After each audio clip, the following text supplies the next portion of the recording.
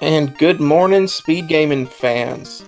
This is a Final Fantasy Randomizer race. It's a spring tournament race, round 5 between Falconic and Guda, both very excellent runners, sitting at 3-1 right now.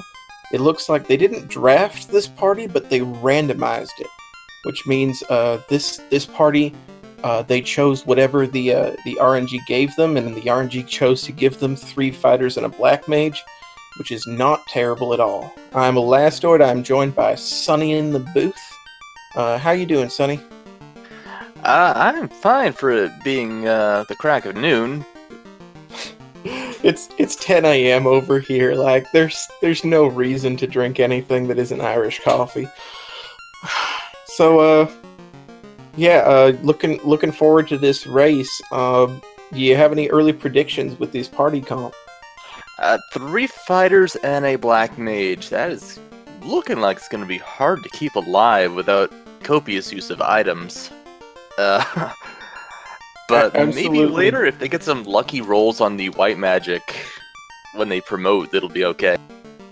Absolutely. The price of heal pots is going to be a big factor in this race. Definitely. But I'm going to say probably at least one of them is going to Dan one of these fighters.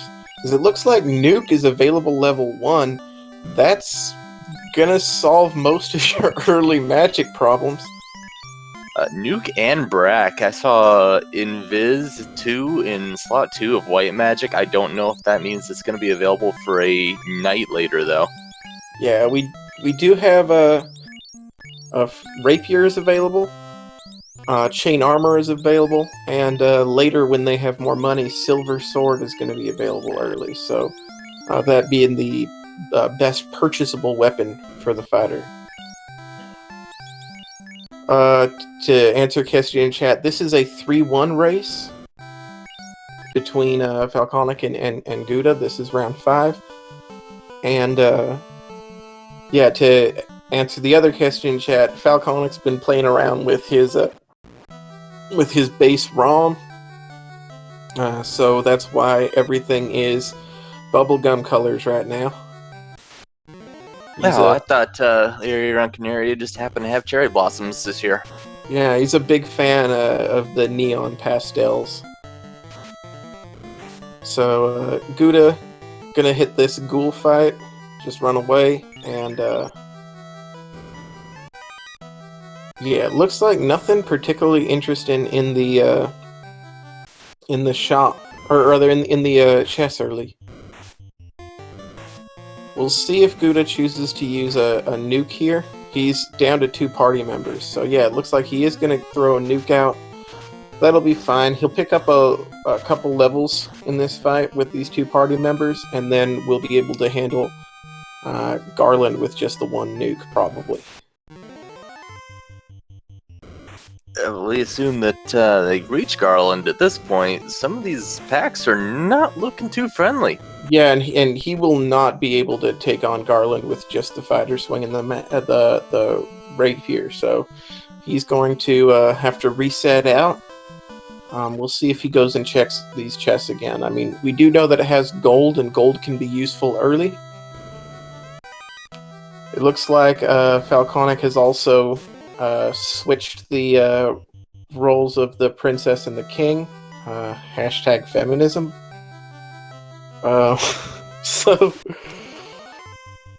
Falconic will be the first one out of there. It looks like we got the crown and the loot. And as usual in these races, we do start with the bridge and the ship. So they are going to be able to just pretty much go wherever they want as long as it's within the inner sea. Absolutely. So Guda gonna make the same pickups. It looks like he's a little bit behind because of that wipe, but not too much.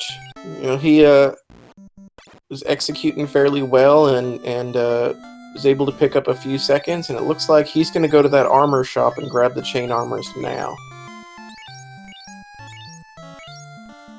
Dingmu in chat giving voice to basically what my exact thought is. I also really like early crown or early herb. The early crown lets you fight ass. Like I gotta disagree with Dangwoo so much because like the early Crystal gives you a good chance to get Matoya done and out of the way with, but an early Crown, before you have Canoe, it's just such a slog to get up there, and when he gives you the power bonk, you know that it's like a time loss, and you don't know whether to reset out or not. It's, Northwest Castle has, but like you almost prefer to be there when you have the key so you can check the trap tiles. It's speaking of a terrible. canoe, though, what do you think of Bicky downgrading from a ship to a canoe and losing that to the Light Warriors too? Well, given the state of his pirates, it's not surprising that he couldn't afford a full ship, as we find life is night learnable, so going to be fairly easy for them to get through. And Ice 3 being in level 2, so we have the two best offensive magic spells in the two best slots to have them. So this Black Mage going to be fairly potent in the early game. Now, this is a Sunny Seed, so if my past seeds have shown anything, that means that, if it's going to give you an easy start, it is going to throw things that are going to turn your party to stone very quick. Yeah, I feel like at this point, I'm not even worried about getting out of that inner sea. As Danglu pointed out, Volcano, you've got the canoe, you've got the ability to get there. You could go to Crescent Lake first and see that incentive item. If it's a floater, then, you've got a jet seed. But, I mean, these chests they're checking, they're important, but they're no longer urgent. Because even if they contain the canal, that's not going to be necessarily immediate progression.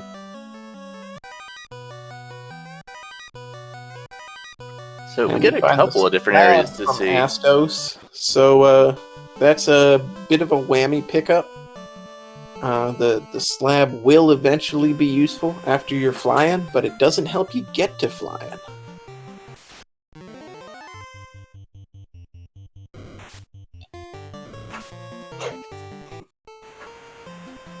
So yeah, at this stage, as we see, there's lots of vampires trolling around the Northwest Castle for Falconic. At this stage in the game, feels like the best play is probably going to be to go immediately to Crescent Lake, because you need to get those incentive locations taken care of.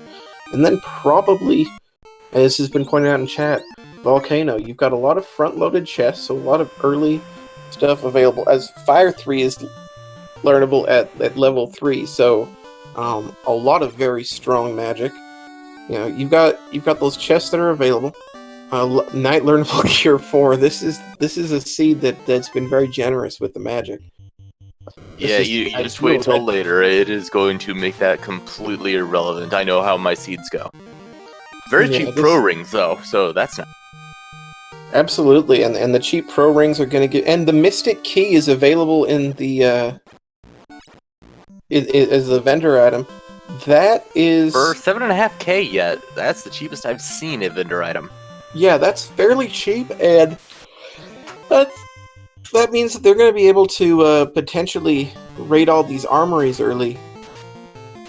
Excellent thing to find early. That changes the potential play, because it means that you're checking chests and trying to find as much gold as possible so you can buy that, because the equipment that you could get out of those chests is not to be underestimated. At that point, probably making the Volcano play, because it's going to be as easy as it could be.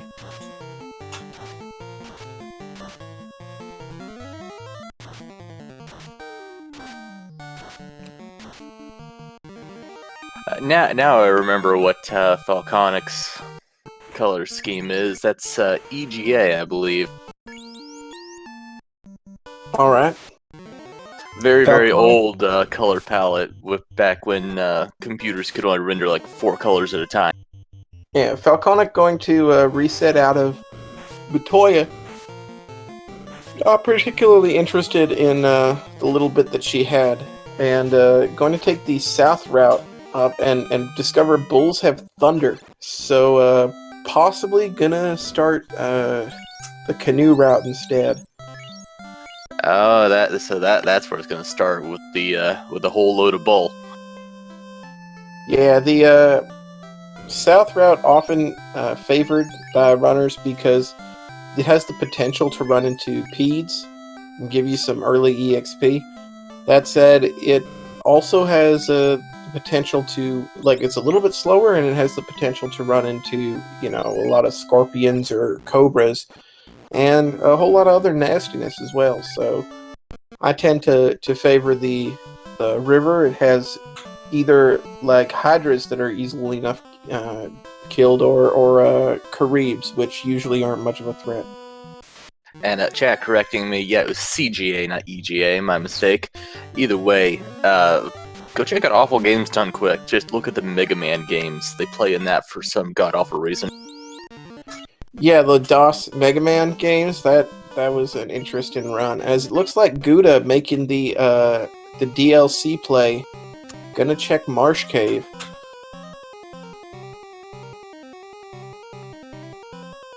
I don't dislike this, personally. I'm on Team Always Marsh. Yeah, that team doesn't win very often. Sorry, no.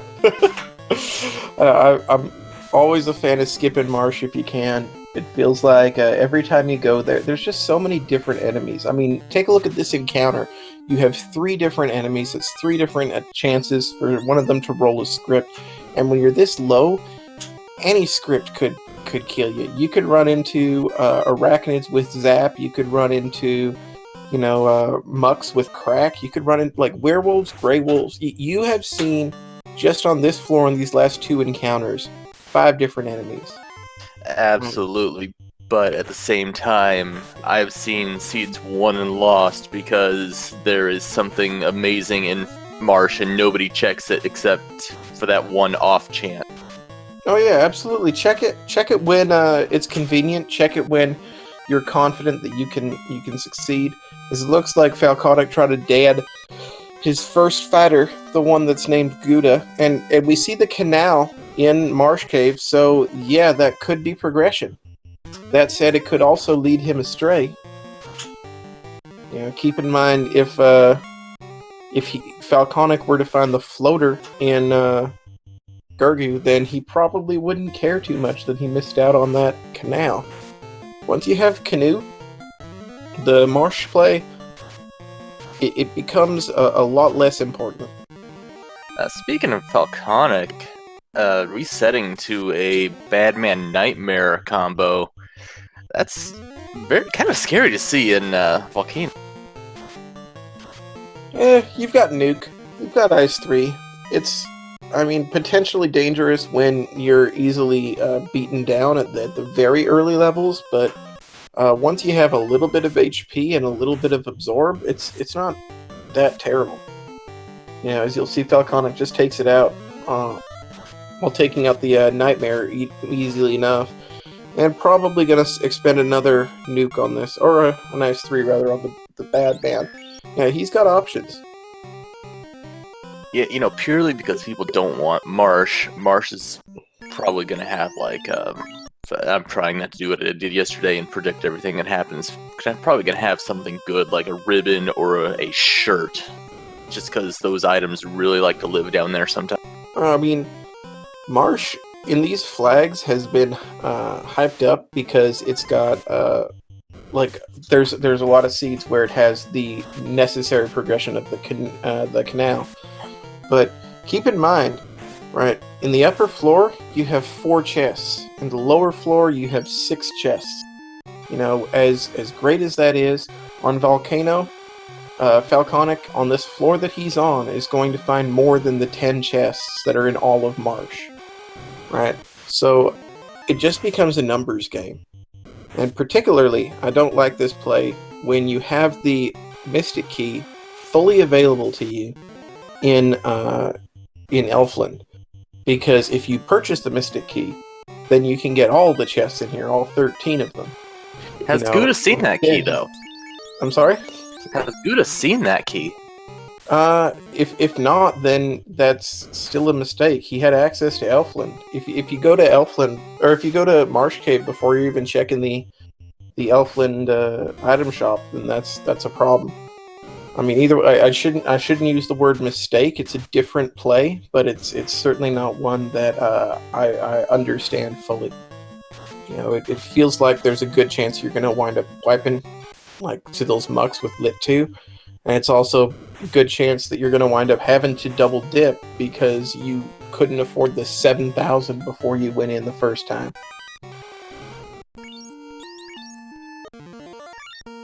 As it looks like Catman with Cremate are going to pose a little bit of trouble for Falconic. He does get out of that fight alive. Finding iron armor, he's got dragon armor, which will eventually be useful. He's got a silver axe and a great axe. He's finding a lot of middling equipment for now. I'm sure he'd have rather seen a defend sword or something along those lines.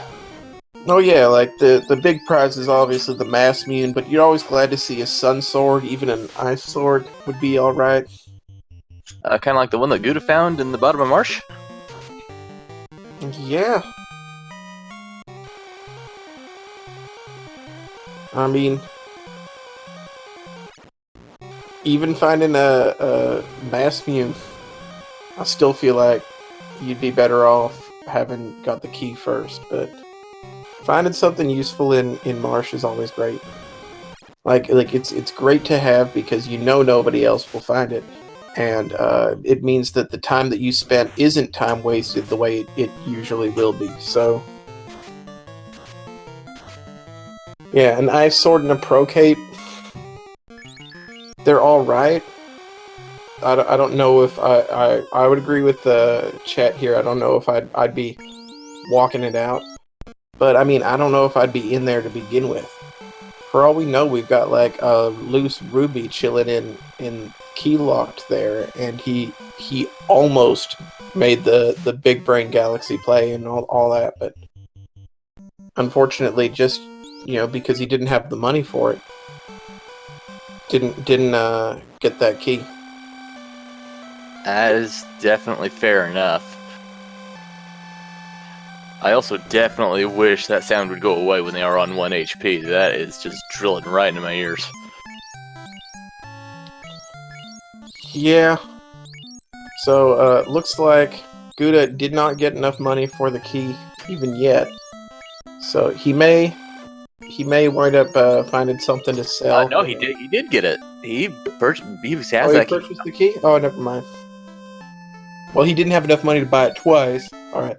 So he did purchase the key, so that's going to be good for him. He's going to be able to check all these key lock checks, except for Marsh. He's orphan in Marsh Cave. If he goes back into Marsh at this point, I'm gonna wonder, like, why he hasn't had his coffee this morning, because he's still sleeping. Yeah, if he's that far team always Marsh, we find a loose rod on Falconic's side. Loose rod gonna be that's always good to find because the rod is the second worst item to find loose, or to have loose rather, and not be able to find. The worst item is of course the loot, as it can't be blocking any chest, so it can be found anywhere. But the second worst is the rod. It can be anywhere on the map except for 8 chests, and those 8 chests obviously on the one floor behind the rod. So there are a lot of places where that can be.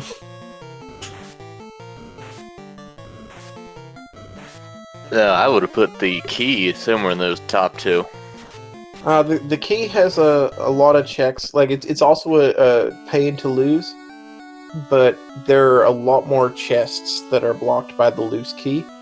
And the other important thing is when you find the loose key, you never have to go check key locked.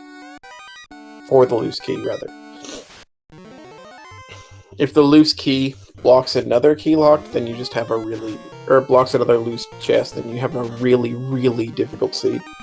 Or annoying seed at the very least.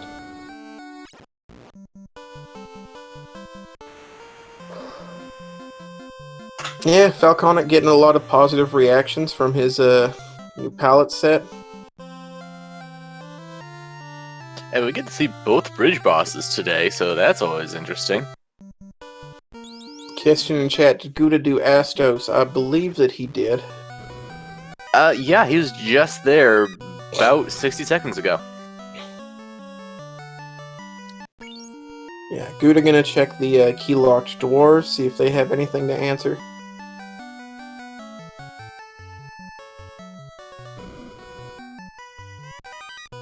And he finds an Excalibur, which is going to be a fairly useful find.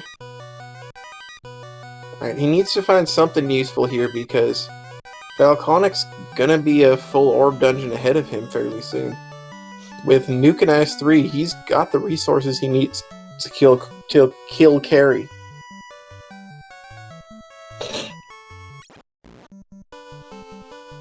Oh, did Falconic take a wipe? Because he picked up that rod twice. Yeah, Falconic did wind up wiping, I believe, to these Catmen. Yeah, those Catmen kind of vicious, coming in packs of up to like 6 with creamy. Oh yeah, he didn't take a full wipe. He reset out. I believe he lost his Black Mage, which that would certainly do it. Is equal to a wipe. You know, like it is, but it's not. So Falconic gonna continue. Yeah, gonna continue through this volcano play while looks like Gouda is gonna sail the long way around, exiting the inner sea fairly early to go visit the sages. Potentially banking on a Kissed in chat, we only found the one loose item. We're 20 minutes in. How fast do you want to find the loose items? That other loose item's bound determined to troll these folks too. It could very well. You know, a loose rod typically is a dangerous thing in a seed, so I mean, unless the loot is loose as well, it's not gonna be like usually it's gonna be fine.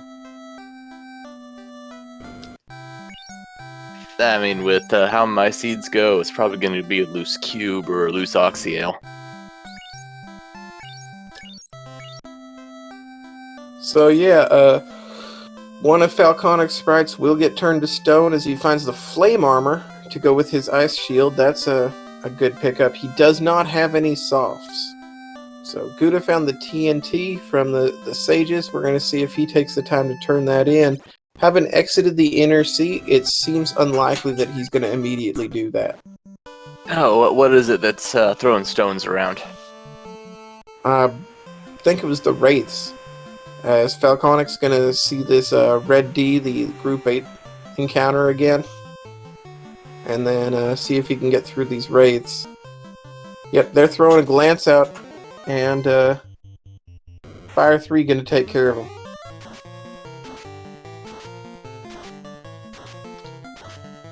So it looks like Gouda looped around. He's gonna make a liar out of me and actually turn in that TNT. This Falconic will find the chime. It's important. It's progression, but it's not the progression that he's looking for. You know, when you find the early canoe, it's always the hunt for the floater. Gotta feel like if Gouda wanted to play into like the canal that he found, the play he should be making is to Ordeals or Waterfall. If you take the time to dig that, oh, and the TNT is the floater. So, regardless, this is the play. Well, now we know where he needs to go. So yeah, floater immediately available from the TNT, and this is one of those instances where even though Gouda's the first person to find it, he likely feels behind. Because Crescent Lake is an obvious early check, and Falconic, meanwhile, going to take on Carrie. Just one nuke coming out. He needs Carrie not to swing and kill. And Carrie's going to cast Hold. He's paralyzed. Swing for 82. Oh, this is turn order. This is... Oh, nope. This is a durable carry, too. A durable carry, and Thunder is going to end it. Wow. Falconic doing a little over 500 damage to that carry. Usually going to be able to take it, but not enough this time. And he's going to exit. He knows that he can pick up that chime whenever he wants to. So It's like I said earlier, this is a sunny seed. You're gonna be seeing throwing stones around. Because that always happens in my seeds. he's gonna look for softs and not find them in here, so that may take Gurgu completely off the table for him for the moment. As Guda's already flying 23 minutes in.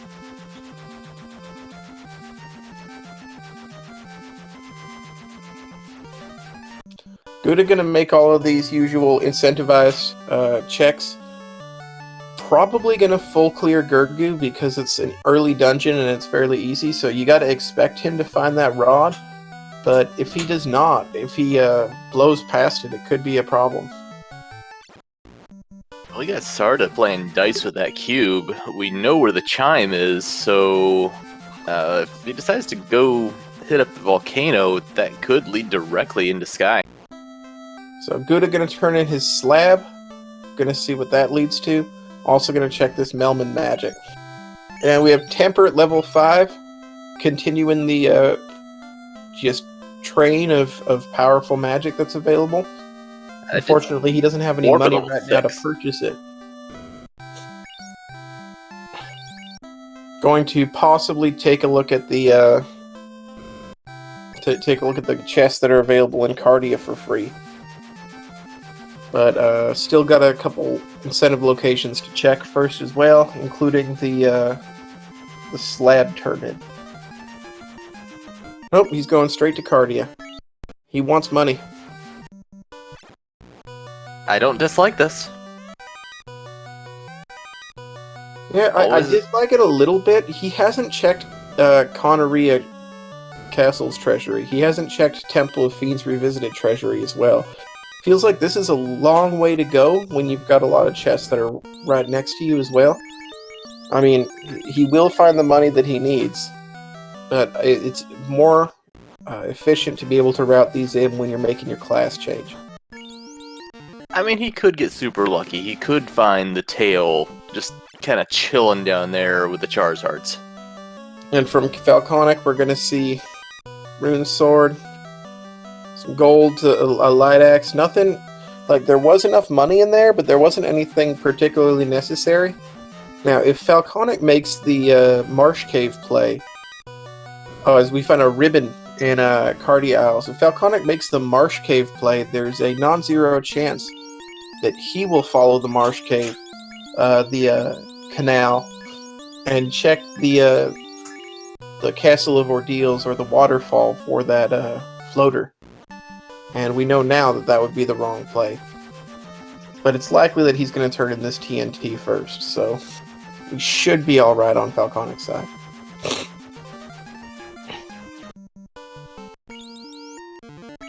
On Guda's side, we're going to see what this slab will bring. As Falconic will check the key-locked Temple of Fiends. And find Frost Wolves. That's not a particularly useful grind tile, but it's going to be easy enough that he can take care of it. Oxyale is our last official go mode item. Right, technically Temple of Fiends Revisited is possible to complete with all of the things that Falconic has seen, plus what Guda has. That said, probably going to wish that you had a tail. You know, we have Xcal and we also have Night Learnable Life. So, probably going to dig a little bit more, possibly another incentive dungeon, to see if you can find that tail. There's also that easy to access dragon armor sitting there, so I mean, there's really not a whole lot of reason to go for a promotion. Yeah, without a Mass Mune, without a Sun Sword, you don't really feel competent killing Chaos, especially lacking a Power Bonk. I mean, Temper's level 5, so it's going to be accessible, but you're not going to have 8 billion charges of it. So, we got a question in chat. What's up with that Tyro? So there is a fun % flag. You are either on Team Tyro or Team Stake. It's one of the many memes going on with Final Fantasy Randomizer. Tyro's, of course, a good source of XP, so for a long time considered stake until Edgeworth and Ice Blue and other members of Team Tyro, Will Bloodworth included, declared Tyros to be friends and not food. So now you're either Team Tyro or Team Steak. What team are you on, Elastoid? I'm on Team EXP. I don't think that Tyros are like it depends entirely on how useful they are. You know, they're hard to break down. If they're good, if they're susceptible to like a quad X or something, you're always going to want to farm them. And if they're more trouble than they're worth, then that's the case, you know. Tyros are friends, not food. Okay. I have one race off the back of a Tyro pop grind, so I'm never gonna be completely on Team Tyro, but I will agree that they're often not worth the trouble. Falconic is flying. He's going to pick up his cube. He knows where the Oxyale, or he knows where the rod and the chime are. So he's just slab turning away from being officially in go mode. Aside from these really wicked man cats, I believe that Guda's got a very happy black mage now since he just picked up his black shirt. Yeah, the black wizard will be happier with it. The black mage can't equip it, but he can use it for free ice 2 casts. Falconic gonna turn in his slab. Because of the wipe in Gurgu, he's a little bit behind. You know, he doesn't need to full clear Gurgu next time he goes there, but he does need to pick up that loose rod. So he's still gonna be checking, or taking a lot of the steps that you would normally take. He's still gonna be taking a long way through Gurgu Volcano. As we get our first look at these Northwest Castle checks, nothing particularly fancy. You know, if you hadn't said those are vampires, I would have thought they were just ice cream cones. He switched his vampire sprite and the bat sprite, so when you see the vampire chilling there saying all living things are born to die, it'll be the bat. And he'll probably take a look into the room where there are 4 bats around. As Guda finds the tail, and that's going to be the last check I expect him to make. I don't think that he's going to go to Waterfall. I don't think he's going to go to... well, I mean, he actually may... If he doesn't go to Gurgu Volcano, he may. I take that back, because he doesn't know that the loose rod is in Gurgu. But if he goes to Gurgu next, he will not go to Ice Cave. He will not go to Waterfall. There is certainly incentive to go straight to the volcano since we are back in Fire Week. Absolutely. So he knows that there's at least one incentivized item there. He knows that the treasury there, or the armory rather, is full of useful equipment most of the time. Are rabbits ribbons? Wow, that's a very good question. He's putting a rabbit. It looks like it. Still though, why are you putting a rabbit in your hair? Okay.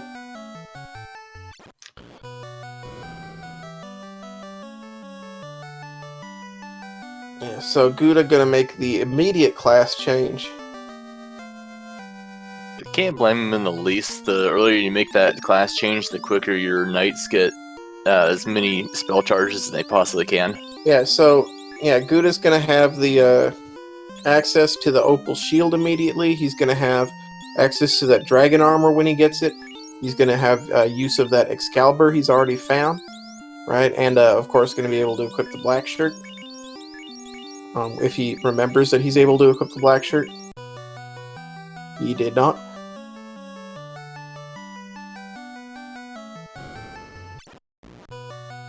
So yeah, he's got a bit of an edge on Falconic here. Again, just because Falconic was unable to complete that orb dungeon. You know, a purchase of softs would have made a fairly big difference. Just one of the minor mistakes that can catch people. How much are softs this seed? I didn't happen to see their price. They've been pretty expensive for me. Yeah, I mean, they do have access to a fair amount of gold. We're going to see Guda going to pick up those live casts for his knights, doing little bit of the class change sort of work that you do. He does not pick up Cure 3. Don't know if I agree about that. He does have Knight Learnable Cure 4, so I mean, he's not going to need it, but choosing not to pick up Cure 3 and also choosing not to bring back his Black Mage.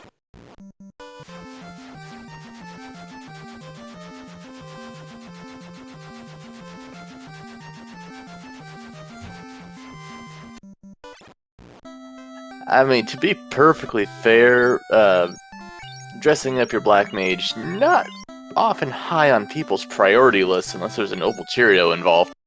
Yeah. Question in chat, would it be to my advantage to just play the rando to learn it or to find a teacher/mentor? If you join the Discord, you will typically find an entire group of teacher/mentors who are all eager to help out. That said, it depends on personal preference. I wound up learning the game myself by watching some of the old grudge matches between Edgeworth and Ice Blue. The commentary is often on those really like those finals matches. The gameplay is at the highest level, and the commentary typically matches it and will point out the things that you want to learn. So I learned a lot from that. You can always learn from the streams of any of these particularly good runners. Edgeworth or Artea always are streaming seeds and are always willing to answer questions from chat. But yeah, the Discord has a lot of resources. Falconic himself has put together a fair number of resources for new players, which we call ducklings. So, Falconic picking up his rod. Meanwhile, Guda's gone to Ice Cave, which is a fairly interesting choice with Warp at level 6. He's going to have to do this the long way. Yeah, Guda must have sensed that I predicted he wouldn't come here and wanted to prove me wrong. You notice it wasn't lag on his screen. He chose to hold B to slow down his walking while walking around those pits. Not something I typically do, but it's something. If you're worried about slipping on a banana peel and stepping on the hole the wrong way, that's perfectly fine. You lose That's something pretty easy to do. Yeah, you lose a lot more time when you make a misstep than you do when you hold B. So Guda gonna full clear Ice Cave. Falconic unlikely to make this check. So we'll see. Falconic has the Oxiel, so he knows that everything he needs for Go mode is in here. So we're going to see whatever it is we see here, we likely won't see on Falconic's side. So if Guda makes a Massmune find, or finds an important power bonk or something, that could be game-changing. If he's rewarded with a lowly Thorhammer and nothing else, then this is all time lost. I mean, given that he is in Go mode, I cannot think of too many things that wouldn't just be a flat-out time loss for Guda right now. Yeah. Except for experience. Obviously, experience is always nice.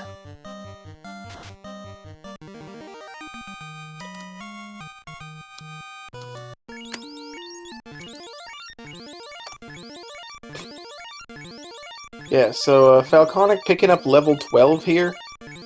That's not particularly high level. I'm not sure where... Guda seems to be at level 16. Leaving his black belt in the dirt black mage in the dirt for a little bit. Choosing not even to equip that black shirt. I mean, if you're not going to equip the black shirt, you may as well just hand it to one of the knights and let them cast Ice 2. Yeah, Knight's doing pretty well just being solidly armored. The Ice 2 is not going to be a particularly useful spell in the Ice Cave. You gotta give him credit for that. They do have the Zeus Gauntlet equipped, so they will be able to cast Lightning too, as it looks like we find a second ribbon in the ice cave, so definitely not completely useless. I would call that worth for the ice cave. Anytime you walk out of someplace with a ribbon is a good time for me. Possibly. It depends where the other ribbon is. I mean, when you've already got one ribbon, they quickly reach diminishing returns, especially considering your fighters have life casts. That said, two ribbons. Wow, alright then. 2 ribbons are better than 1. So yeah, Guda finding 2 ribbons, definitely gonna be pleased with that. And the Agent Shield, come also on! To pick up. So yeah. Lots of I would call this here. worth. Yeah, I mean, I'm a greedy man, and I still want to see more. But Guda definitely going to have a bit of an equipment advantage coming through here. Will Falconic skip ice is a question in chat. The answer is almost definitely yes. Falconic has no access to warp yet, and more importantly, he does have full go mode. He's got the equipment needed for all 4 orb dungeons, and he's got the loot and key. He may not even go digging for the tail. And we do know that Tail is what I believe is in its vanilla location in Ordeals. So, I mean, that's such a low priority check at this point, I think. Yeah. Not particularly high priority. I did not see what Guda found in Ice Cave there, though. He found the adamant. Oh, okay. So the adamant likely to lead to, well, it's going to lead to either the power gauntlet or the opal bracelet or the Thor hammer. So best case scenario for him is it leads to the power bonk. But either way, looking to take on Ice Cave instead of potentially clearing Gurgu Volcano. I don't know how strong this play is. It's going to wind up paying off for him. But, I mean, you have to go to Gurgu anyway. You still should go to Gurgu. And Falconic is going to make a liar out of me and go through Ice Cave. Looks like he does want the tail, and he's not going to find it here. Guda, meanwhile, is going to make the correct play. Go to... Oh. What? Oh, are you going to revive your Black Mage? What are you doing, Guda? Making a liar out of me as well. Why is Falk headed to Ice Cave? Question in chat. Well, he knows that he's in go mode, but... Oh, okay, so Guda going to turn in this adamant first and see if he's in go mode himself. He knows that... Oh... The Ruby, he's going to have to double check, but he will discover that he's not in go mode himself. That Ruby would be a bit of a... Where? Okay, that Ruby would be a bit of a misdirect if you were to find it before you found the floater. Finally equips that black shirt. Yeah, and probably going to equip the 3rd ribbon as well. The ribbons, I feel, are just a little bit more important than they would be if they had a red mage or a white mage, since they don't have access to wall. Yeah.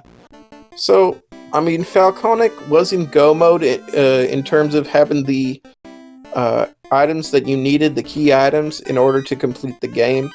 But, you know, he doesn't have all the equipment that he necessarily wants, as the bottle is going to be another bit of ridiculous fetch quest shenanigans just to get to his eventual opal bracelet, power bonk, or what you call it, the Thor hammer.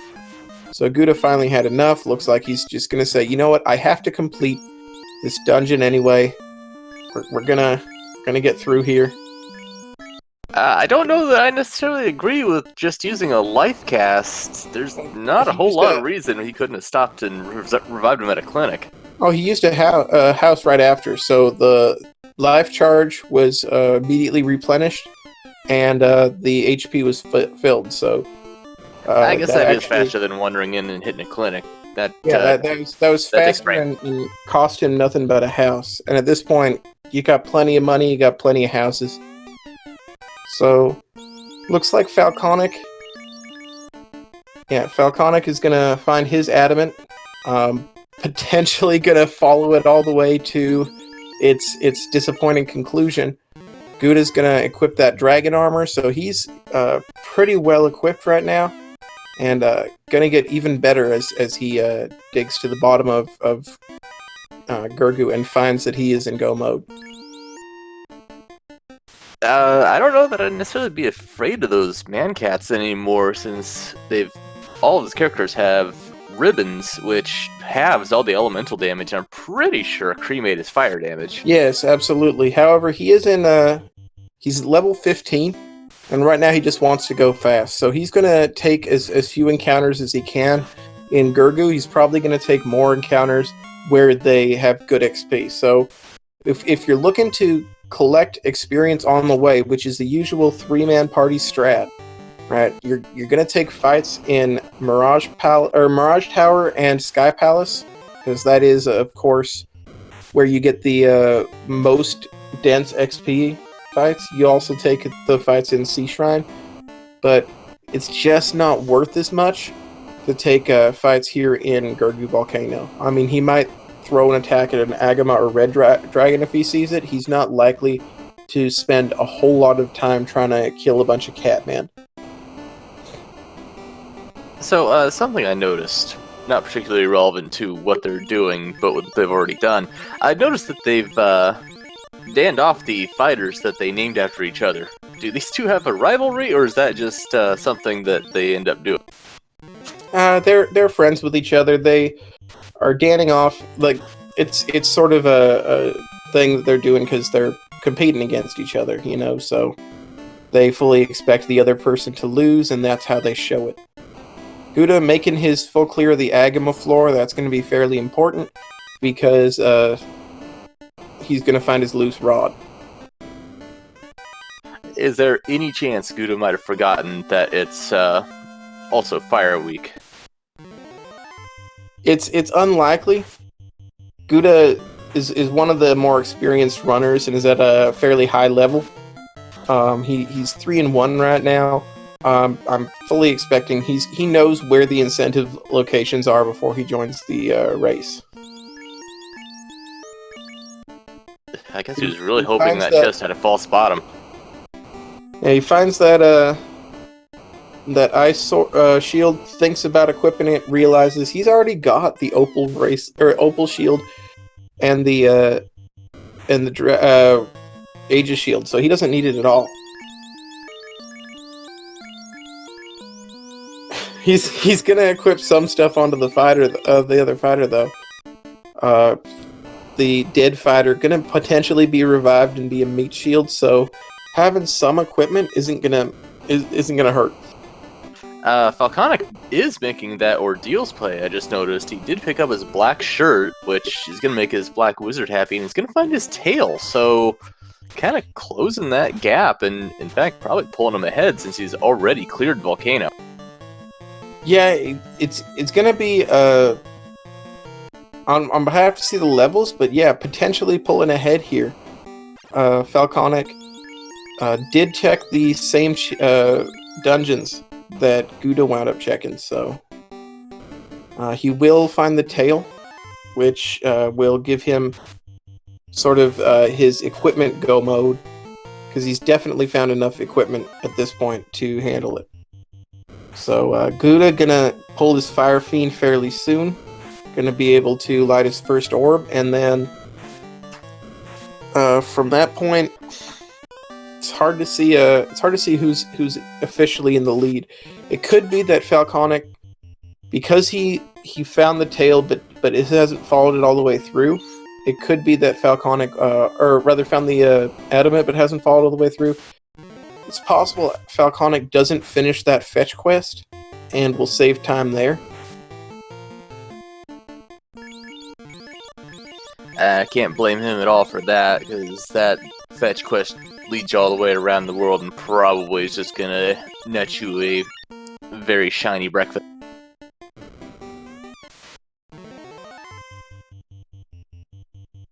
Absolutely.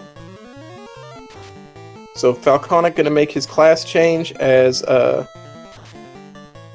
Gouda gonna kill his first fiend. So both of them having an orb on the.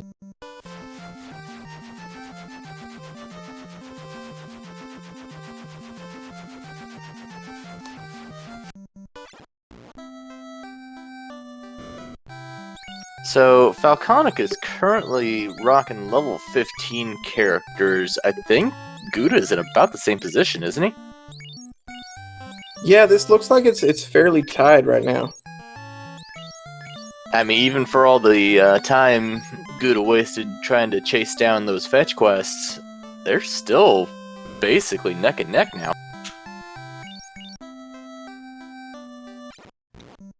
Yeah, Falconic making a couple of either lucky guesses or smart plays. Gouda looks like he's gonna go ahead and follow through on the bottle. He might as well. You know, he hasn't visited Guy yet. No, he's just checking the level 7 magic. He doesn't care about the bottle. He's I mean, really, at this point, would you? He's looking for fast, I think. And they're both gonna go to Mirage at the same time. So Mirage and Sky, these places, they're both able to go mode them. Although Falconic looks like he's gonna dig chests anyway. But yeah, this is the place where you want to take fights. This is the place, like, see this encounter right here. That's worth a fair amount of XP. Right, he's gonna get something like 3,000 or 4,000 from that encounter. Right, this is how you take XP on your way.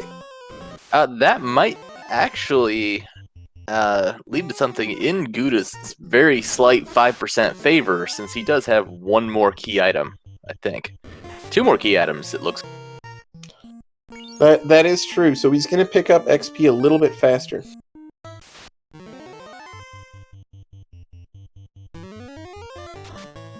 So that is actually a 10% advantage that he has over Falconic. Gonna get those levels and spell slots just that tiniest bit quicker. You mentioned looking for fast. Have we actually seen that in the spell shop? I don't think that we have. So Falconic gonna take this fight. He only gets 3,000 XP because he only had the 3 Whiz Mummies. That fight, that encounter is very, very swingy in terms of its use. As Falconic will find the Vorpal, he's considered the enforcer of the Team Vorpal, so he's definitely going to be a fan of that weapon, and he may even use it, unless he finds, something better.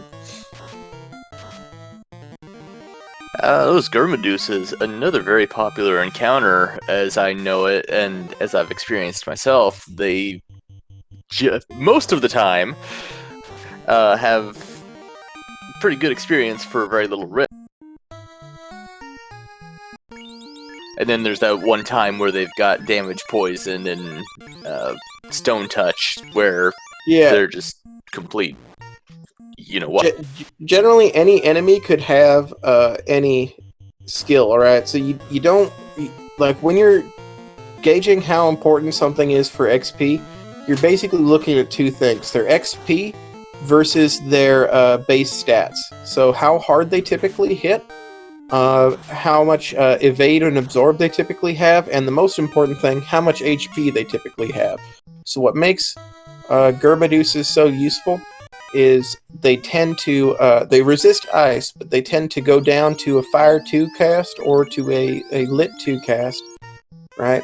So fairly weak in that regard, and they have a fair amount of XP. What makes Rock Galls so useful is they tend to have a low amount of XP, or a low amount of HP and absorb, right? And that's what makes Peds to be considered so good is they have a fair amount of XP to occasionally a fairly low HP. The problem is they also hit pretty hard. So, Gouda is on the Bridge of Destiny. So, chat, you know what to do. Get those bless RNGs out there so we can see the robot chicken friend.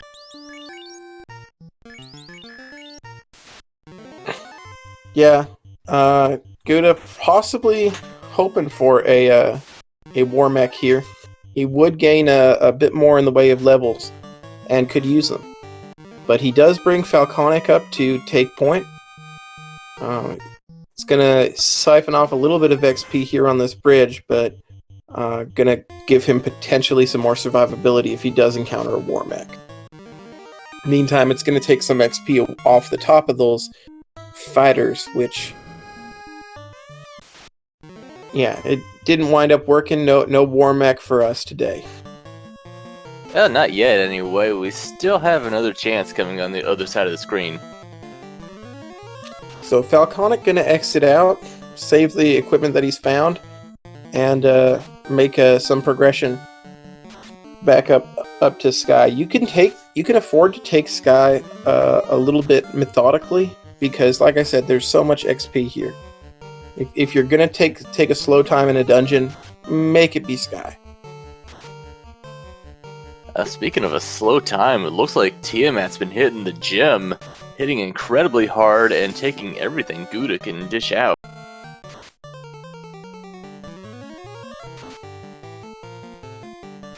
Absolutely. Most of Gouda's attacks have been doing double-digit damage. The nukes, obviously being nukes, but even that X-Cal not doing as much as Gouda really like. Gouda looking for some castable items that's going to allow him to adjust, not finding any. He did not pick up Cure 4. He's got the heal helmet that he's going to try and make use of, but if this if Tiamat manages to kill the X-Cal wielder, this is potentially going to be very dangerous. And that did just happen. So we've got an ice sword and a prayer against this Tiamat here. And this is just a very, very punchy Tiamat. I haven't seen it, I don't think I've seen it cast any spells or use any skills or anything, so yeah, 3 hits, 72, still not going to be enough. Oh, we need turn order. 22 damage isn't going to do it, and Gouda is going to take a costly wipe here. I don't think I've seen T1 be quite that durable. Yeah, it can happen. You know, he's critically, he doesn't have a whole lot of temper charges. I don't know if he even picked up the spell, because he didn't have any money when he visited Melman. Right. Meanwhile, he also doesn't have fast. He doesn't have a power bonk, right? And he has levels. He was at level 21, so strong, but not always strong enough. So it looks like Falconic is going to go mode a significant portion of Sky Palace and simply pick up. Oh, and Gouda's going to check the greater than less than room for some more equipment. He's going to find that Vorpal. That is going to be better than the Ice Sword, so potentially could change his fortune with that fight. I could definitely see a Vorpal Sword being relatively useful there. Especially the crits, which, as I know, will ignore about half the absorb something has, if I'm getting my facts straight. Crits go completely through absorb. So crits, absorb does not matter to a critical hit. Well, there you go. Yeah, and so Falconic hitting that Bridge Destiny. So yeah, get your bless RNGs out if you want to see a robot chicken on Falconic's side. Meanwhile, I gotta give this to Gouda. He had a pretty good adaptation. He's knows that he's going to be trying to take some fights on the way. He also knows that the chests that he checked in the first go-round weren't particularly good. So now he's going through and checking different chests, because he's going to be taking the same amount of encounters. He's still going to be looking to hit level 21 before he fights Tiamat. But critically, he's not going to be wasting the time to check the chests that he knows don't have anything. Oh, he does know about that pro ring up in the upper left-hand corner of one of Sky's upper levels. Do you think he'll go for? Yeah, if there's something that he knows that he wants, he'll definitely go and grab it. I don't know if he really cares about the pro ring or the gold bracelet. He had. Oh my god, Falconic using Brack strats on Tiamat and getting away with it. Oh yeah, well Brack tends to have a fairly good success rate against Tiamat. It can hit any round that you cast it at. So he's not going to see the high absorb that Tiamat had. Instead, getting out of the thing in one round.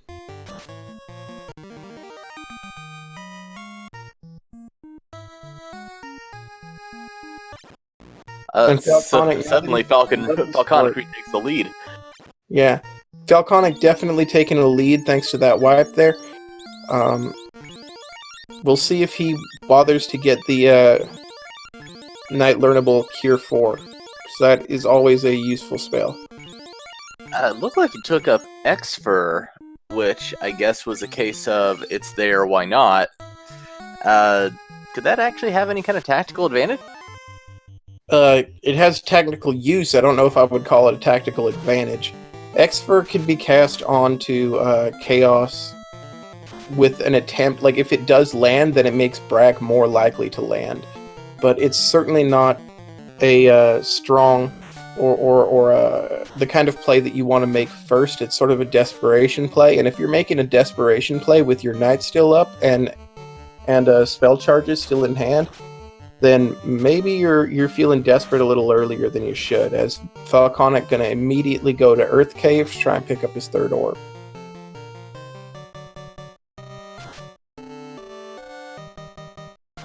Guda's going to take these nachos. It's a fair dose of XP. He's going to hit level 20 off of it, so he's got less less XP now than he did before. He's revived the Dan Falconic a little earlier. He's trying to give his party a little bit more durability. And even takes the time to give him an ice sword, so he probably isn't going to go with the full 3 or 4-man strats now, but gonna make a bit of a change to his strategy, trying to be a little bit more likely to get through the Tiamat here. I'm all for a 4-man party strat, especially changing that on the fly, trying to catch that Knight up. Well, the Knight critically is going to gain HP fairly fast, so when you have him as a meat shield in the front, you can equip whatever armor on him, and he's going to absorb a fair amount of damage.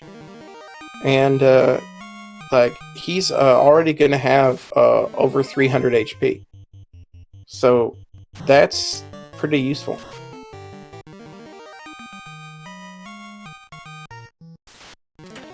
So Guda does find the Warmech, and he's going to run away. He's going to run away, and Warmech opening with Lit 2.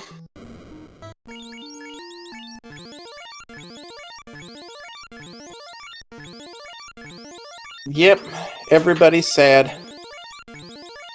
Falconic was over there. He said hi to Count Chocula and raided his closet.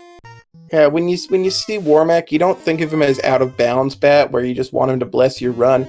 You want him to die.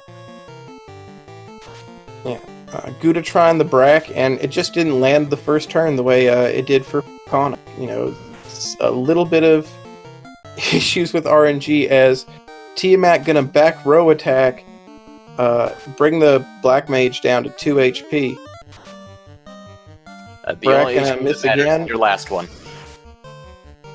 And the first fighter gonna die immediately as well. Try and Brack again, still ineffective, and the Black Mage goes down. Guda having a very unlucky Tiamat fight. Potentially could have cast a temper charge just for safety, but you know, where he stands, it's hard to disagree with throwing the Brack out there. There's always a chance the Brack will just end the fight. But now he's sitting there swinging the Vorpal and the X-Cal and just sort of hoping. 4 hits 263, 2 hits 168 with 2 crits. Yeah, the Vorpal's not going to do any damage unless it crits. But it's fortunately, does it have an exceptionally high chance of critting? Yeah, it does crit about 60% of the time, as we're down to just the one fighter remaining. 54 damage for the one crit. 3 hits, 79 damage, not enough. Tiamat hitting back harder. And barely goes down. Tiamat gonna die with the fighter still standing with 30 HP. We still got through it. That's the important thing, so... And making the very wise decision to heal up before taking another step, because you can always get another encounter after a fiend. Oh yeah, I mean, not in that room particularly, but you can in general. So yeah, Gouda going to escape, and potentially may decide that Cure 4 is a good spell for his knights. May look for a ruse or something. I don't remember what was in here. Invis 2, yeah, Invis 2, or Fog 2 rather, would have been a useful spell. He misses on oh, and he resets out. What are we doing? Gouda potentially a little bit flustered after that resupply. No, he's going straight to C. So potentially forgot the use of Fog 2.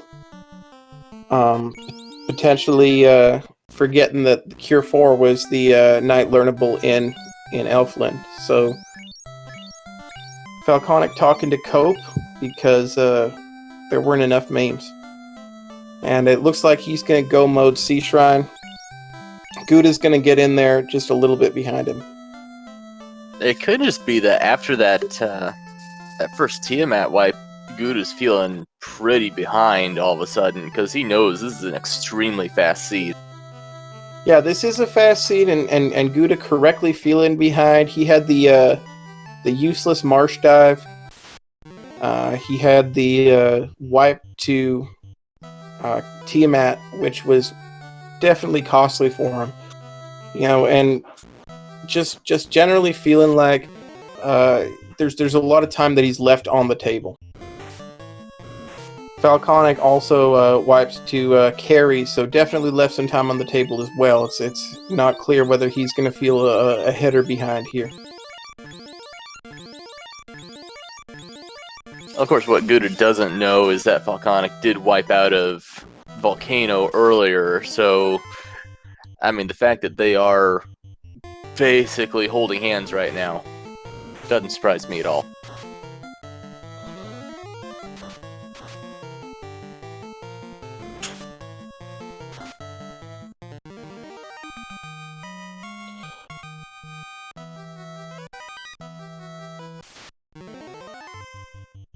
Yeah, they are in fair lockstep on this shrine, or the Sea Shrine, though we do have to keep in mind Falconic has taken out Lich and Gouda has not, so Falconic has about a 5-minute lead. As he's going to pick up the Bane Sword. And probably the white shirt in these greed checks. Nothing wrong with that. The white shirt's going to come in amazingly handy since he couldn't get it in Viz 2.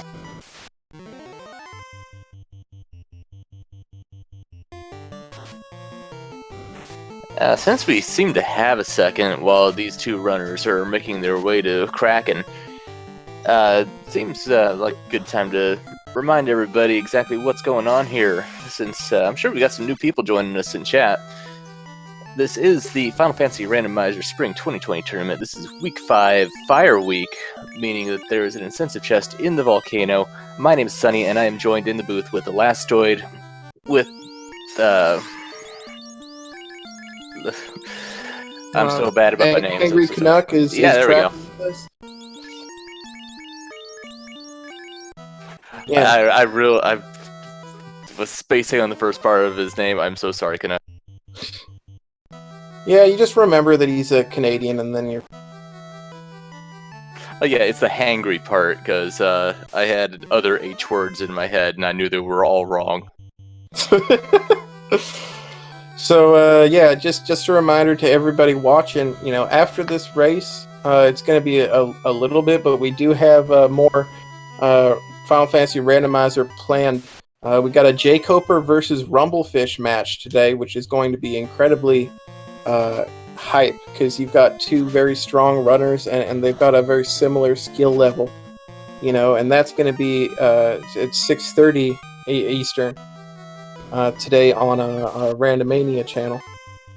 We've got Darren and Much Paranoia going up, and we're going to finish the night out with a speed game and race between Asher and Burt Reynolds, and two very, very strong runners here. Both potentially could win this whole tournament, and you're going to see them at 11 p.m. Eastern on Speed Game. And while we were saying all that, both of our runners sneezed and the Kraken disappeared. Yeah, so Guda going to go immediately to Earth Cave, and Falconic going to go immediately to the Temple of Fiends Revisited. Now, Topher can be an absolute nightmare. I've had runs where just everything is unrunnable, and everything can just turn you to stone, even through ribbons, for some reason. Yeah, Temple of Fiends Revisited can be a great equal.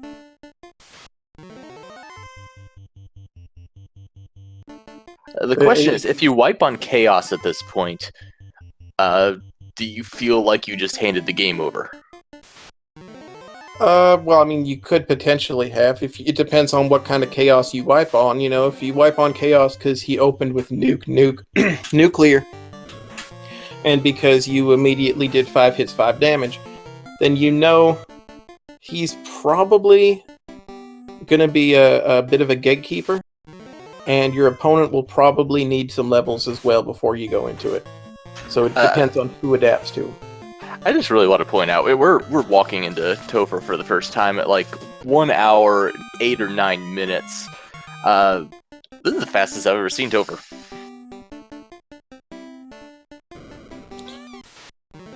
Yeah, it's fairly fast. These are two experienced runners, and this is a jet seat. Obviously, they were faster. Shadow Walker had the chance not too long ago this week, or earlier this week, to be the first runner to finish a seed in under an hour, but unfortunately wiped to Chaos, at the 59-minute mark. So there have been some pretty fast Tophers, and there have been some slow Tophers. It just depends on what the seed gives you.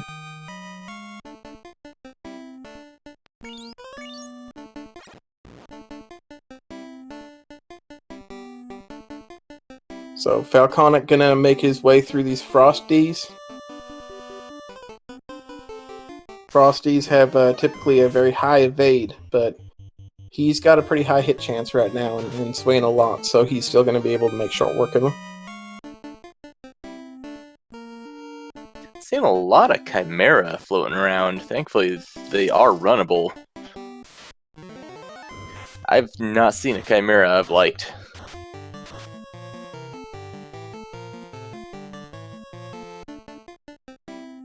Yeah, Chimeras can be a fairly good XP, but they do hit pretty hard.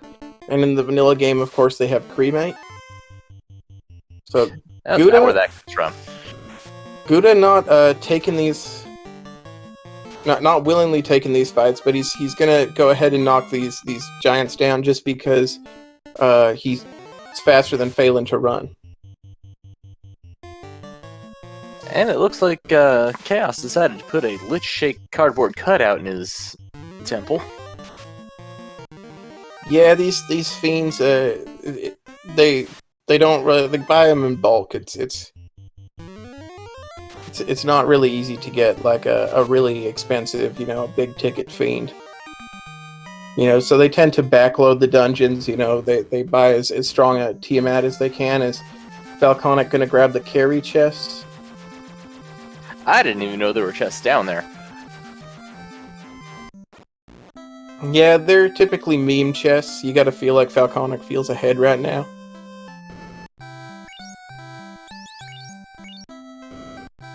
And he gets some kindling for his troubles. Guda finally gonna pick up that Cure 4 on his fighters. The scary thing is, this could matter. Yeah, if you see any kind of gatekeeper, Guda's going to be better prepared for him. And now what are you doing? Possibly picking up heal pots? Yeah, I guess that makes sense. Meanwhile, we see a carry 2 on Falconic's side.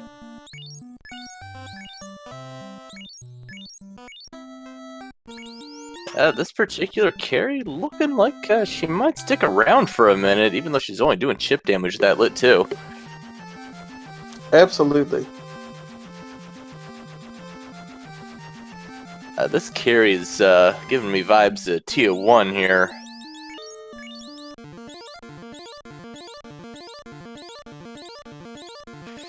Finally goes down, but that was a pretty dang tough carry to beat your head against. Yeah, so Guda gonna burn all of his save items, so he has his heal pots in his first stop, and he is gonna enter Temple of Fiends at almost exactly 5 minutes after Falconic. So he is about a Topher wipe behind. We're gonna see if the Temple of Fiends has anything to offer in that regard. He does have a party that's more well equipped to handle this Temple of Fiends. Just because of the Cure 4s. So in the event that he does run into it, into something, he will be able to potentially get past something that Falconic could not. It looks like Falconic's found something. He can't just plow through these waters unrunnable and apparently a little bit durable. Yeah, they have a fairly high amount of HP, though they don't seem to be doing a whole lot of damage, so they're really just a roadblock.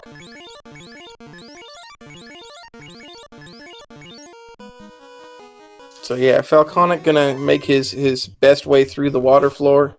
Gonna be able to run from these waters. So there's 2 different waters encounters. Meanwhile, there was one that included a Naga, so I think it was the Greater Naga that made it worse, or Grey Naga, or Gur Naga, or just the regular Naga, because it's C. But yeah, it's the regular Naga. My mistake. Either way. But yeah, it looks like Guda gonna take the same Frosty encounter. He's gonna be on the same encounter schedule as Falconic is, so Guda definitely going to encounter the same unrunnables that Falconic did. I mean, that's unfortunate, but at the same time, Guda is going to be better prepared to deal with the consequences of it, because even though they're not hitting hard, they are still hitting, so they are a tax on the resources. Yeah, they're mostly just attacks on your time. You know, like, being able to run away from them would be great, but, you know, you don't really think that... actually, Falconic proven me wrong again. He doesn't have Cure 4s, and he only has 20 heal pots left. And this is before the 3 big fights. He may run out of heal pots before this is over.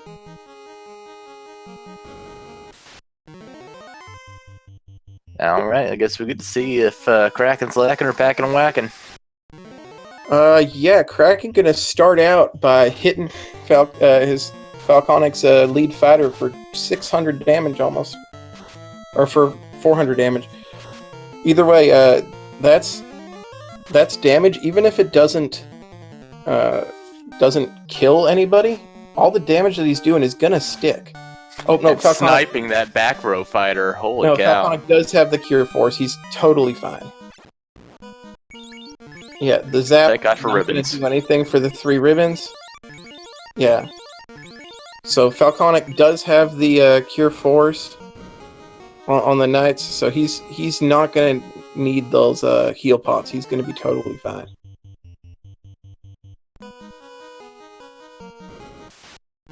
Guda on the seafloor, he's making up some ground, although he's gonna run into some unrunnable waters fairly soon. He's making up some ground, but still about a floor and a half behind, as Falconic is making his way through Tiamat. Tiamat opening up a swirl, though. That's not gonna feel good. Yeah, Crack is not going to be useful. Swirl is a non-elemental, so ribbons aren't going to stop you from it. You know, a nuclear also non-elemental. Tornado also non-elemental.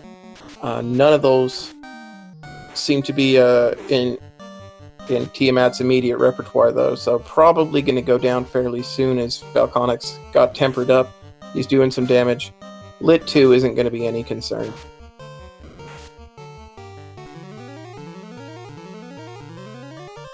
Yeah, Tiamat not even hitting very hard. I mean, there's a white shirt stacks up, but still, yeah, 4 hits, 462 is going to be enough. Tiamat 2 goes down, and Falconic is going to prepare for the final encounter of the game.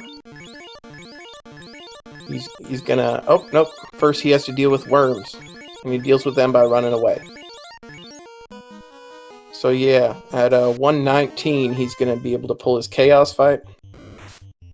Opting not to take the victory lap, which he has said in chat before, he prefers only when you are second to finish. He's going to put the Vorpal on his more experienced fighter, moving his party around a little bit,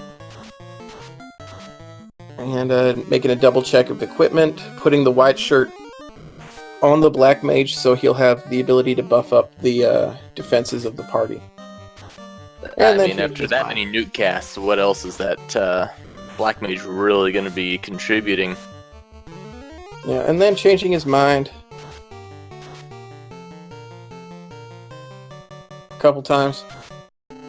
Finally going to take the carry fight. Meanwhile, Guda has taken care of Kraken out. Oh, no, is going to take care of Kraken. So, 2 fiends behind here. Has the gauntlet left to do. 3 hits, 133 just to start. It doesn't look like Chaos rocking a whole lot of absorb. And Temper is only going to make that easier. Chaos starting out with Lit 2. It's not going to do anything. It's basically a free turn.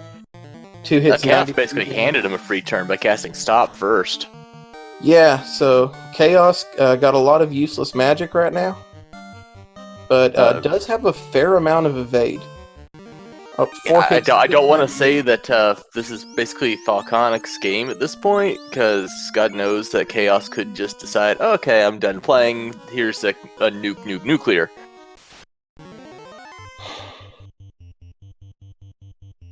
Every time I see nuke coming from a black mage, I think it's coming out of Chaos, and it fools me every time.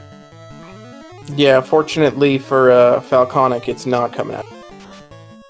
You know, you say that, and then it does. You're having the opposite problem I was having yesterday. So Falconic going to use Cure 4. Still looks like he's going to be fine here. He's got plenty of healing, and unless Chaos also has a Cure 4, Chaos is going to be down for the count fairly soon.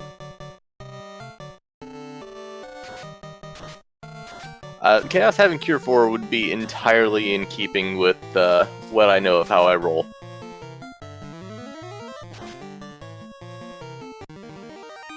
We're going to see soon enough.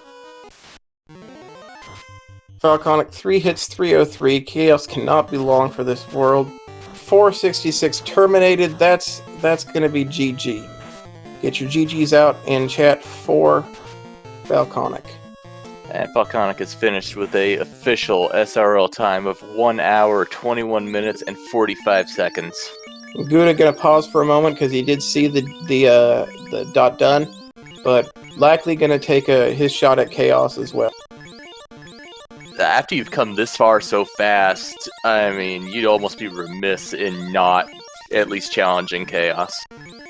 Absolutely. Looks like we're joined by Falconic. GG, Falconic. Hey, thanks, Celesteroid. So, I want to ask you, you found Adamant in Ice Cave and chose not to turn it in, instead going directly to Ordeals. Why? It's the benefit of having a crappy memory. I totally forgot I had it, if I'm being honest. What was it? What did it turn into? Oh, it turned into a fetch quest, and we never figured out what it was. But it's like, you cleared Ice Cave to grab the Adamant. Like, you grabbed the incentive item and then sort of bailed on it. But yeah, incidentally, it turned out that wasn't what you were looking for. We know you were probably looking for Tail at that point, and you found it in Ordeals. But Ice Cave did have a few things for you in terms of those 2 ribbons. Well, yeah, that's what I was in Ice Cave for, was gear. Guda's on Chaos, though, so go ahead and call that fun. Absolutely. So he's throwing out the Cure 4 to mitigate the stun, which is an advanced play. Always glad to see it. Looks like 3 hits, 54 damage is not going to be good enough. I don't know that Guda actually took the time to pick up Tempers, because they were level 5, and he just didn't have any money when he went into Melman the first time. So White Shirt going to be important. Temper probably would have been useful, but he's throwing out the Fire 3s instead. 2 hits, 56 damage. Chaos did roll a fair amount of Absorb here, but he does have 2 Knights he's got 3 Knights with Cure 4 on them. It's going to be a long fight, but he's going to be able to get through it here. White Shirt's going to bring up the evade and give Chaos just a few fewer outs here. You know, he's basically... Yeah, he's got the nuke. And that's going to take down 2 of Guda's members, but he does have Cure 4 on both of these remaining Knights, and he's going to make immediate use of it. Yeah, Chaos going to throw out Stun. After Nuke, we didn't see too much of his spell list, but we didn't see anything dangerous. It's 2 hits, 135 from the Vorpal. It looks like, absent Temper, Vorpal's going to be the best thing that he's got here. You know, although that last round proving me wrong. We did get to see most of what Chaos had was Stun and Stop, so basically a whole lot of nothing. Yeah. 3 hits, 178, and we've got 3 hits, 110 with 2 critical hits from the Vorpal. Chaos just taking chip damage. 2 hits, 6 damage, not going to do it. But Guda definitely making definite progress here, and not seeing any skills out of Chaos. Just seem to have the spells, and get one last caster curse in here for this match, as Chaos does throw out Nuclear, but it's not going to be nearly enough on 2 fighters with 500 HP plus. Following it up with a nuke might just be an inconvenience, though. Yeah, an inconvenience is the right word for it, though. He's gonna cast a Cure 4 on his fighter with the Vorpal, doing a little under 100 there. 100 per turn means you're still gonna eventually kill Chaos. You know, we haven't seen any kind of healing from Chaos, so down to the last Knight there, as Chaos will reach out and hit CC. So unfortunately, the evade stack's not fully stacked up there. Still possible for Chaos to hit someone, and Tornado is also going to be non-elemental, so is also going to go through a ribbon. But Chaos doesn't seem to want to use his skills. He's got skills that can do a fair amount of damage, but has been leaning on his spells. Did Ale just wait there? Yeah, the nuke coming out again. Ale's down to 9 HP. Guda needs this to go through. 2 hits, 2 damage is not going to do it. Chaos swings and misses. Guda's going to take the 75 damage from Chaos. That's going to knock down his Knight that was standing on a couple HP. That's a disappointing and likely, that is a forfeit. Yeah, likely going to see the forfeit out of Guda there. So hopefully going to have Guda join us in chat for an interview. Definitely Temper making a big difference that fight. I thought about going to pick up Fast as well, since I spotted it in Lefane, but I think by the time I was ready for Topher, I was only 23 on the Black Mage, and I wasn't going to stop to grind.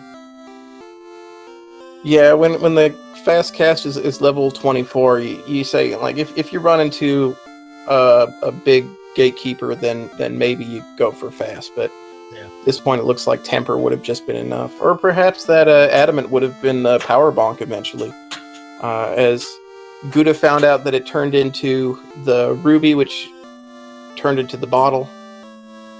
There was something else in there, and he never found out what the bottle turned into. So we never found out what it actually ended up. He didn't find Mazza, I take it, since he was swinging Vorpal in what looked like the X-Cal there? Nope. And he did take a wipe to Tiamat because he didn't find the Vorpal initially, so without temper. And Tiamat immediately backrode his Black Mage, so he couldn't brack him.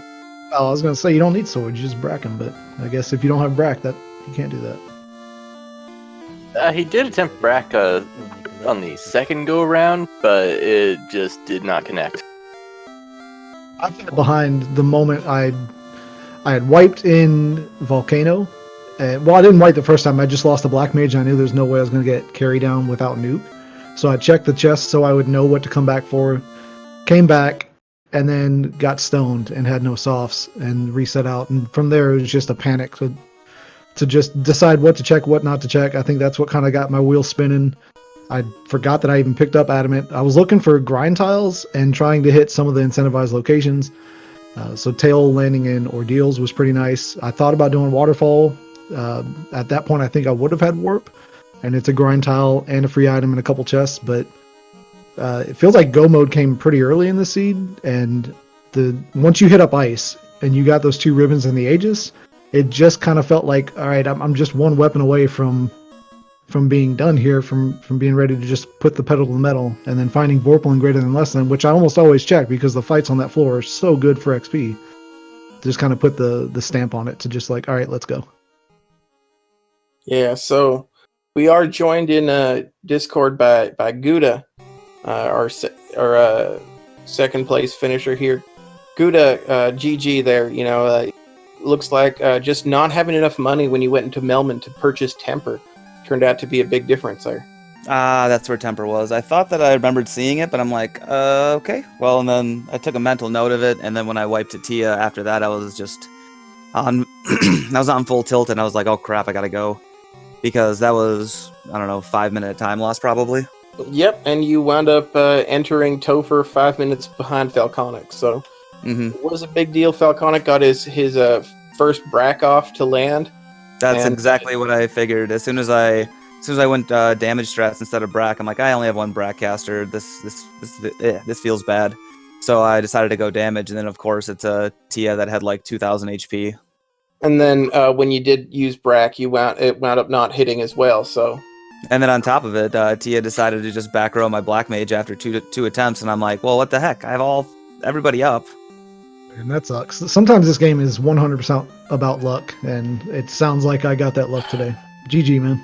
Yeah, GG, Falc. I mean, that was great. You and I have never gone one-on-one before, so this was fun, and we got to do our 4-force party with the casino roll. So, I mean, as soon as I got 3 fighters, I'm like, I haven't done this before, so this should be fun. But it wasn't bad. I mean, I didn't find Fast, which sucked, but... Fast was level 8 in Lefane, and for those that were wondering, we did do just a random party, and the way we did it was we went into Discord and we rolled. We assigned numbers. Fighter was 1, Thief 2, Black Belt 3, Red 4, White 5, Black Mage 6. I rolled a 1, he rolled a 1, I rolled a 6, he rolled a 1, so it was just all fighters today because of him. Mm-hmm. But it was fun. I enjoyed it. We found some good weapons. It just sucks that you didn't get Temper because that Chaos definitely required some beefing up of that Vorpal. Oh yeah, that's exactly, like I need a Bonker, I need a Temper, and like I said, I totally forgot about it after wiping to Tia, and I'm like, well, Falc got his first brack off, guaranteed. That's just that's what happens. I know the Falconic luck when it comes to insta-kills, so I'm like, well, that puts me way behind. Yeah, tell us a little bit about that Marsh play. You not only made the Marsh play, what had me scratching my head was you made it before you grabbed the key. Well, because I didn't have any money for the key. Which is exactly why I went there. It's quicker to go to Marsh and get those 4 top chests than it is to canoe all the way over to Volcano and hit up Armory and then canoe all the way back. And I only needed like 7k for it. So I'm like, all right, there's got to be an item or money or something in those top 4 chests of Marsh. So I'm like, I'll just go to Marsh. Also, it's a lot easier there than it is in Volcano. So it's just one of those like literally a 2-minute check. And then I found Canal there, and I'm like, all right, that puts me ahead because I don't think Falconic's going to go to Marsh. And then, of course, Marsh and Canal were not required. So that's exactly how it goes whenever I make the Marsh play. I've only done it twice in these flags on stream, and both times that came back to bite me because either the item there was not required or the Canal there was not required. So it's great. Yeah, the canal actually put you a little bit behind because you wound up exiting the inner sea before you went and visited those sages, and those sages gave you the TNT, which of course turned into the floater. Yep. I found it also interesting that you didn't pursue that canal play by going to ordeals or waterfall, which you would have access to and Falconic would not. Yeah, I thought about it, but the sages is just such a free item, and then on top of it, I needed cabins or tents, and I needed to resupply and see if I could find pro rings. So I'm like, all right, I'll hit up sages since it's free, and if I can get a caster item, then it'd be great. And then I was going to go down to ordeals and do waterfall, but it turned out that I'm glad I didn't, because if I didn't go turn that TNT in, I probably would still be flying around somewhere. Yeah, absolutely. So with this loss, you're down to 3-2. Still have potential to win your next race and get into the play-in race, but also, like, even if you lose, you'd be in the last chance qualifier, and everybody else would be sad that you were there. So, I mean, there's going to be... Right now, we've got Gregley Puff at 2-3, so he'll likely end up in the last chance qualifier because he's a really good racer. So, I mean, there are going to be some really, really good racers in this tournament that don't end up in the play-in race at 4-2, just because of the way that either the dice rolled or the bot spit out the matchups. Like, I know Spellzap is 3-2, and he is one of the top 2 or 3 racers in this entire game. So, I mean, we've got some really good racers who are going to be fighting to make brackets, which is really good for the community, for the randomizer. We're showing a lot of good talent over the last few weeks, and it's been a grinder, and it's been fun. Meanwhile, Elastoid manages to get to just to skate through a much easier schedule to 4-0. Yeah, I know. That wasn't an attack on you, Elastoid. I know you're good at this game too. I know that was me attacking me. I'm willing to say, the downside of having the really, really awesome hype matches at like the 3-2 and the 4-1 and all these, is you have some people at the top that maybe don't belong there. But yeah, Falconic, you advance to 4-1. You're gonna clinch your play-in race and still have a chance to clinch brackets with your next match. How does that feel for you? I mean, it feels all right. I don't. I'm gonna go really silly next week, just because I feel like it. So I'm gonna try to win. Let's make no mistake about that. I will try to beat whoever it is I'm faced against in week 6. But you're just trying to win with no mages? But I'm gonna win my way, and if it makes me lose and I got to do a plane race or whatever the outcome may be, I don't care. I'm here to have fun, and I hope that a lot of people that are watching appreciate these races where somebody like Guda is more than willing to step up and just do something against the norm. I think it's a little bit. It's more fun for the runners. Sometimes it's definitely more fun for the viewers to see something outside of the standard Rainbow Party. If that's your thing, by all means, play the Rainbow Party. It's safe, it's effective. If you have fun getting the fastest times possible, then do your thing, man. I don't get my fun that way, so I'm gonna have my fun. And if I win, I win. If I don't lose, or if I lose, then I guess I lose. But I had fun. This tournament was one that I joined at the very last second because Caleb kind of put a bet on the line and I lost the bet. So if I'm going to be here, might as well have fun, right? Yeah, I can say that this was a ton of fun, and I'm kind of sad that we rolled 3 fighters, because 3 fighters is kind of but it would have been a lot more fun if it was 3 thieves. Oh, yeah. That would have been way more fun. 3 thieves and a black mage, that's a really, really fun party to play. But, I mean, it is what it is, and skipping out on Temper really came back to bite me, and if I actually caught up to him in Temple of Fiends, or if he wiped and I'll have to go back and watch the VOD, I mean, I'll take that. That was a little under-leveled for what I wanted, but 22 with the Vorpal and then the unrunnables that I got was just enough to kind of get me in that mid-20s, and I had Cure 4, so I'm like, we should be fine as long as Chaos wasn't too big of a dick, and then he was too big of a dick. You 4-manned it? The whole seed? No, I 3-manned it, and then I 4-manned it near the end. Just because Tia was a jerk and punched the crap out of me. So I pulled up a meat shield, and then I just kept him up for the last 3 dungeons. And I was already up to like level 20 or so on 2 of the fighters. So actually, I 2-manned it through ice with 2 fighters. That was fun. I just wanted 22 for the Vorpal Swing. There was no way I was going to get to 32 for the next one, and I didn't find Mazza, so 24 didn't matter. I just wanted 22, and I got it. I found Xcal, so I knew I wasn't going to get to 29 for the next Xcal hit either. So I'm like, as long as I'm over 22 on everybody, I'm fine. Yeah, it was fun, man. I appreciate you doing kind of weird parties with me. You've done it all tournament, and it's been a blast watching your races. Yeah, I appreciate it, man. It's been a blast watching you too, and it's great, seeing people embracing the draft and embracing the weird, because we've seen what have we seen? 3 white mages. We've seen 2 white mages. Like, people just locked out of black magic, which totally takes people out of their comfort zone. I can honestly say I haven't done that, because I'll throw a red mage in with a draft just so I don't have to sit here for 3 hours and beat my face against a wall. Absolutely. So we're gonna go head into final thoughts here. So we're gonna start with you, Guda. Going in the 3-2 bracket. You got any final thoughts for this? Yeah, I'd like to thank Speed Gaming for putting us on Speed Gaming Prime midday. This high noon showdown was fantastic. Thanks Falconic for kind of working with me a little bit, and we went back and forth a little bit on what we wanted to do. I was trying to draft, and he was trying to do weird party comps, and we ended up on 4 Force, so it was fun. Thanks to Lastoid, Sunny, Hangry Canuck for helping put this on, and for everybody watching. This is great. 3-2 kind of sucks, because I'm still kind of sitting on that cusp of the last chance qualifier. Like, I have to win next week, which is exactly where I was last year at 2-2, and I had to win to avoid the last chance qualifier. So here we go. Week 6 is going to be awesome. Let's roll the dice. No spell zap. Yeah, spell zap, of course, ruined everybody's bracket. Falconic, final thoughts.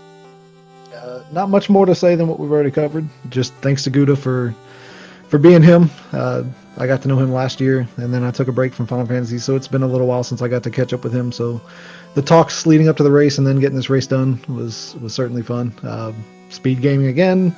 They've done pretty much, I think, every race I've been on this tournament. I really love that support that they provide. And then to you guys, Elastoid and Sunny. Sunny is one of the up-and-comings and is really kind of throwing his hat in the ring in the commentary, so I'm excited to watch this one back. And Elastoid, I think this is like your 12th commentary this week, so I just really appreciate you guys going out of your way to get these covered. It means a lot. Yeah, I've only been doing it a lot for the for the Swiss stages. I'm sure once brackets come around, then we'll have more experienced commentators.